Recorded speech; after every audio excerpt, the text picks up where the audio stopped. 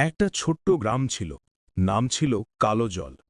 মানচিত্রে এখনো আছে, কিন্তু কেউ আর যায় না। গ্রামের চারপাশে ঘন জঙ্গল, আর জঙ্গলের মাঝে একটা পুরনো পুকুর।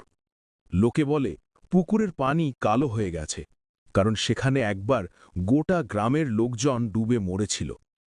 আমি, রাহুল, সেই গ্রামে গিয়েছিলাম আমার বন্ধু অর্ণবের জন্য। অর্ণবের দাদু ছিলেন গ্রামের শেষ মানুষ।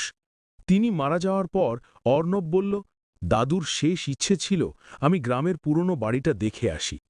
আমি সঙ্গে গেলাম। পৌঁছে দেখি গ্রাম খালি। ঘরগুলোর দরজা খোলা, জানালা ভাঙা, ছাদ থেকে ঘাস উঠেছে। কিন্তু কোনো পাখির ডাক নেই, কোনো কুকুরের ঘেউ ঘেউ নেই, শুধু হাওয়া বয়ে যাচ্ছে। অর্ণবের দাদুর বাড়ি খুঁজে পেলাম, দোতলা, লাল ইটের। দরজা খুলতেই ঠান্ডা হাওয়া এসে মুখে লাগল। ভিতরে ধুলো, পচা কাঠের গন্ধ। সিঁড়ি দিয়ে উঠলাম। দাদুর ঘরে একটা পুরনো খাট, আর দেয়ালে একটা বড় আয়না।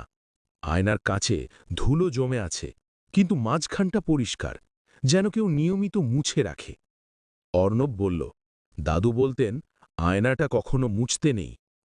আমরা হেসে উড়িয়ে দিলাম। রাত হল, আমরা খাটে শুয়ে পড়লাম। মাঝরাতে ঘুম ভাঙল। শুনতে পেলাম কোথাও থেকে ফিসফিসানি, খুব আস্তে। এসেছিস, এসেছিস। আমি উঠে বসলাম। অর্ণব জেগে গেছে। আওয়াজটা আয়নার দিক থেকে আসছে। আমরা কাছে গেলাম। আয়নার কাছে ধুলো মুছে গেছে। ভিতরে আমাদের প্রতিবিম্ব, কিন্তু আমাদের পিছনে আরও অনেক মানুষ দাঁড়িয়ে। সবাই একই রকম দেখতে, ফ্যাকাশে, চোখ ফাঁকা। তারা আমাদের দিকে তাকিয়ে আছে। অর্ণব বলল, এটা কি হচ্ছে? আমি হাত দিয়ে আয়না ছুলাম, ঠান্ডা। আর ঠিক তখনই আয়নার ভিতর থেকে একটা হাত বেরিয়ে এলো। আমার হাত ধরল, টেনে নিতে লাগল। আমি চিৎকার করলাম। অর্ণব আমাকে ধরে টানল, কিন্তু হাতটা ছাড়ল না। হঠাৎ আয়নার ভিতরের সব মানুষ একসঙ্গে বলে উঠল, আমরা এখানে আটকে আছি। তোরা এসেছিস বলে আমরা বেরোতে পারব। তোদের জায়গায় আমরা যাব। আমরা দুজনেই পিছিয়ে গেলাম, কিন্তু দরজা বন্ধ হয়ে গেছে। সিঁড়ির দিকে দৌড়ালাম। নিচে নামার সময় দেখলাম সিঁড়ির ধাপ আর শেষ হচ্ছে না। আমরা নামছি, কিন্তু নিচে পৌঁছচ্ছি না। পিছনে তাকিয়ে দেখি আয়নার লোকগুলো এখন আমাদের পিছনে হাঁটছে। তাদের মুখে হাসি, আর তাদের পিছনে আমাদের দুজনের শরীর দাঁড়িয়ে আছে।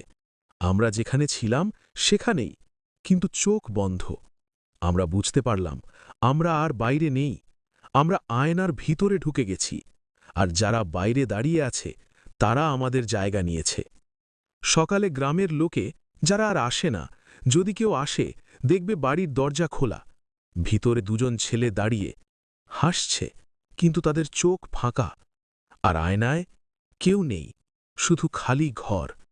আর রাতে যদি কেউ পুকুরের ধারে যায়, শুনতে পাবে দুজনের গলায় ফিসফিসানি, আমরা এখানে আছি, তুইও আয়।